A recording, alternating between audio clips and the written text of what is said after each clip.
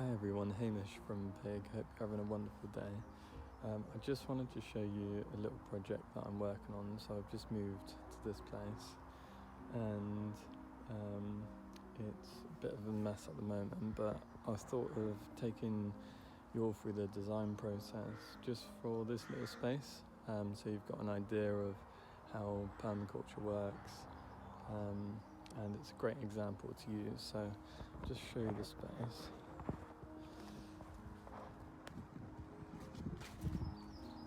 So this is what it looks like right now.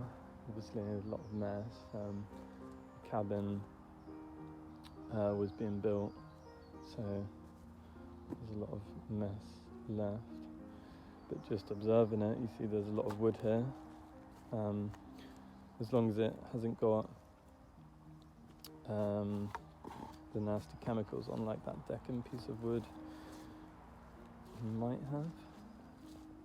But that's one thing to look out for. So you can use them, it's just that you don't want the chemicals going into the soil. So what to do with that. We've also got some tarp here. Tarp can be quite good to put over soil to overwinter the grass. So you can do that for about three or 4 months or so, or even 6 months, and it will overwinter the grass, which means the grass will be dead when you come to take it back over. When you come to unravel it, basically, that's what I mean. So there's another tarp there as well. Little bathtub as well. I was actually thinking of making an outside hot tub for that. And we do have lots of these tiles as well, so could do something with some of this stuff. Oh, cool. Oh, that's wicked. That is super cool. That's like a little, put flowers in that.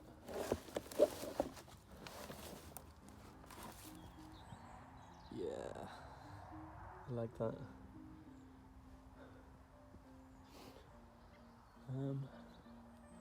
And yeah, so apart from that, there's quite a lot of clearing up that needs to be done, really.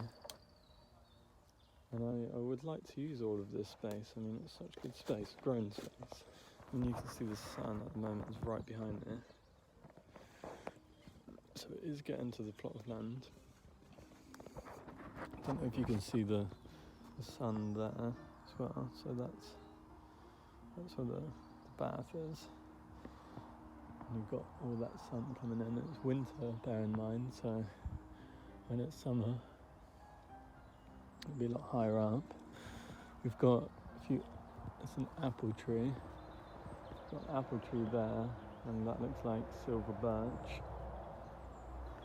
or Himalayan birch there. And yeah, so I guess the sun will be really high in the sky. In the summer it'll go above these trees for sure. So it is quite a good little plot of land, really. It has a lot of sun coming in. You can even see now, like there's patches of sun there. I mean, we're pretty much in the height of winter as well, so that's really good. Just initial observations as well, that I'm looking for, I think I'm going to create beds, not really raised beds. I think they're just going to be, I might use some of the wood to outline it and make walkways with it, and then I think I'm just going to go straight on top of the ground, see what I can find in the local environment as well, see if there's any horse manure hanging about. Well, we have horses here, but the only thing is the owner, I'm pretty sure, takes the horse poo, but we do have like a dairy farm near here, so possibly I can get cow manure, and then it's a case of getting some cardboard as well. So the way I've done it before is I've always put cardboard first, and then the manures, and then compost over the top, or any kind of mulch I can find, basically. So yeah, I just wanted to show you that, and I'll do a few videos on the progress of it as well, so you can get an idea of how the permaculture design process works and what it looks like. So yeah, awesome.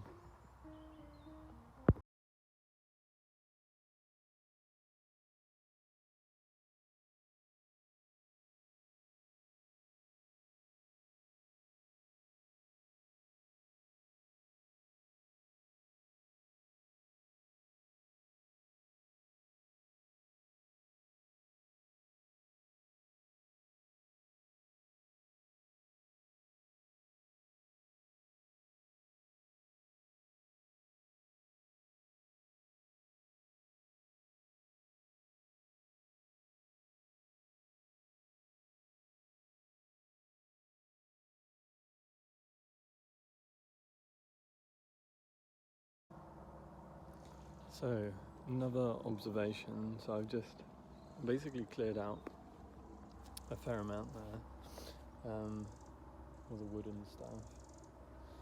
So another few observations is this thing here, this guttering pipe. Don't know if you can see it. It was put in basically because the guttering wasn't actually put in properly, but it's a great place for a water bud. So there is that. Just obviously have to make some room for that. Another thing about clay tiles as well, I've heard mixed reviews. I don't know if any of you know about using clay tiles, but some people have told me that they have a lot of harmful chemicals in, so don't use them. Some people have told me that they are clay, and basically clay has a lot of properties, and it actually has a lot of good properties in, but it's just that the clay is compact, and it's so compact that it's in a form that the plants cannot receive all of the properties from them.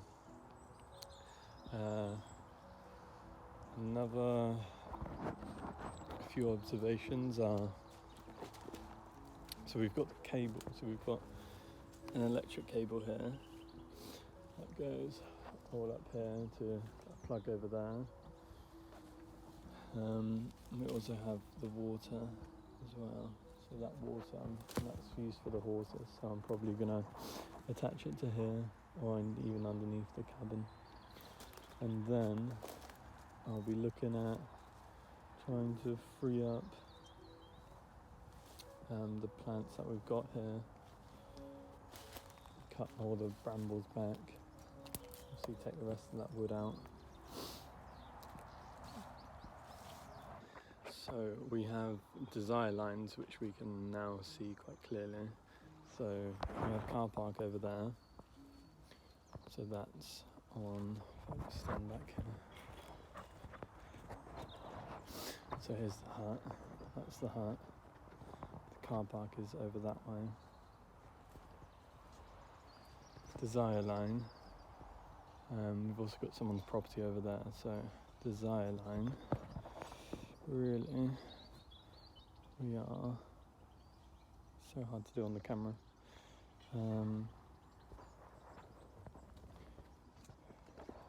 This way, might be a bit easier to see. So we've also got desire line coming from this way as well. It's going to come down here, right where that shed is. I don't know if you can see the shed. So it's going to come down here, so that's where my veggie bed's going to be, and the rest of the garden. But we definitely need a line from here all the way down to the car park, and people will probably be coming from that way as well to the horses sometimes. So as you can see now, it's a lot tidier, a lot better.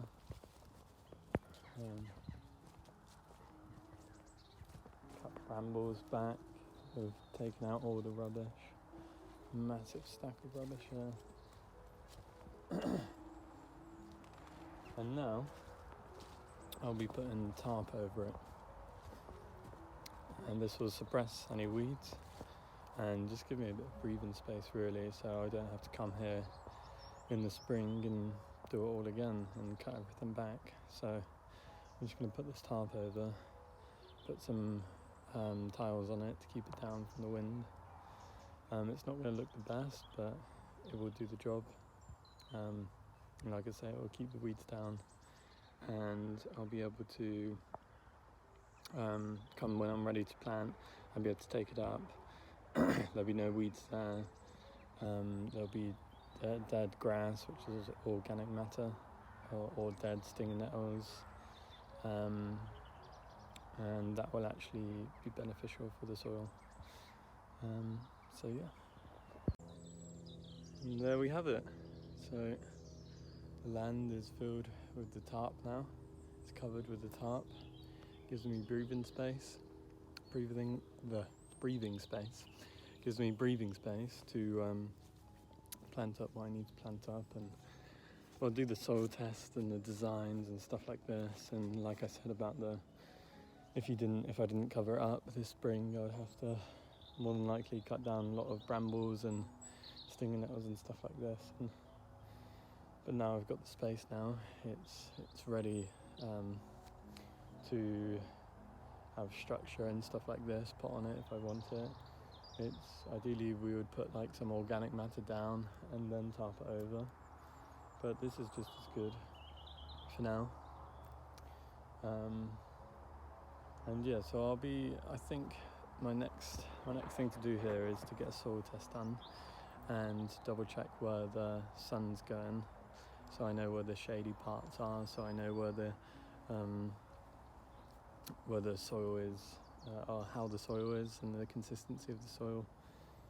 Also it's on a slope, so I need to take that into consideration in my design. And yeah, that's about it for now. So I'll be doing a lot more of these videos, and you'll see the progress of permaculture design and what kind of ecosystems it can create. And yeah, so feel free to subscribe. We do have a Facebook page, Facebook page and a Facebook group and a Telegram group, where there is a permaculture inspiration gathering community that is building, and yeah, you'll be able to stay in touch with the courses and the events that we do. And yeah, that's about it. So thank you so much for watching, and please comment your thoughts and feel free to share the video as well. That will really help and get the message out about permaculture.